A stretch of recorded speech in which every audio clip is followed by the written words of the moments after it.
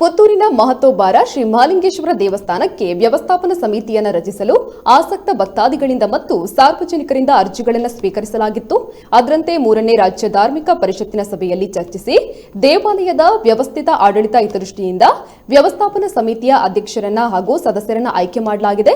K Venkatesha Subrahmanya Bhat, Shrimati BK Veena, Shrimati doctor Sudha Shripathirao, Aithappa Naik, Keshava Prasad Muliya, Ramdas Gowda, Shekhar Naravi, Ramachandra ಕಾಮತ್ರನ್ನ ದೇವಸ್ಥಾನದ ವ್ಯವಸ್ಥಾಪನಾ ಸಮಿತಿಯ ಸದಸ್ಯರನ್ನಾಗಿ ಆಯ್ಕೆ ಮಾಡಲಾಗಿದೆ.